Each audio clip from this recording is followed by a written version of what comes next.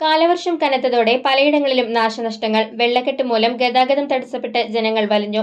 Peruvallur അന്നഗര service സഹകരണ ബാങ്കിന് മുൻവശത്തെ മരം റോഡിലേക്ക് കടപുഴകി വീണു. തിങ്കളാഴ്ച പുലർച്ചെയായിരുന്നു സംഭവം. പാവറട്ടി പോലീസും ഫയർഫോഴ്സും വന്ന് മരം മുറിച്ചുമാറ്റി റോഡ് ഗതാഗതയോഗ്യമാക്കി. റോഡിൽ വാഹനങ്ങൾ ഇല്ലാതിരുന്നതിനാൽ അപകടങ്ങൾ ഒഴിവായി. ഊരകം പതിയാർകുളങ്ങര ക്ഷേത്രത്തിലെ കൂറ്റൻ ആൽമരം കനത്ത കാറ്റിലും മഴയിലും കടപുഴകി വീണു. 300 വർഷം പഴക്കമുള്ള ആൽമരമാണ് വീണത്. സമീപത്തുണ്ടായിരുന്ന ഇലക്ട്രിക് പോസ്റ്റിന്റെ കമ്പികൾ പൊട്ടിയതിനാൽ വൈദ്യുതി ബന്ധം തകരാറിലായി. സംഭവത്തിൽ ആർക്കും പരിക്കില്ല. കനത്ത കാറ്റിലും മഴയിലും തെങ്ങ് വീണ് പശു ചത്തു.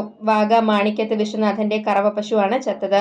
കുടുംബത്തിന്റെ ഏക വരുമാന മാർഗമാണ് ഇതോടെ നിലച്ചത്. എളവള്ളി മൃഗാശുപത്രിയിലെ ഡോക്ടർ അൻഷാദിന്റെ നേതൃത്വത്തിൽ പോസ്റ്റ്മോർട്ടത്തിന് ശേഷം സംസ്കരിച്ചു. ശക്തമായ മഴയിൽ എളവള്ളി ഗ്രാമപഞ്ചായത്ത് 4-ാം വാർഡിലെ വഞ്ചിക്കടവ് റോഡ് പൂർണ്ണമായും വെള്ളത്തിലായി. കിടപ്പു രോഗികളടക്കം ഒരുപാട് കുടുംബങ്ങൾ താമസിക്കുന്ന സ്ഥലമാണിത്.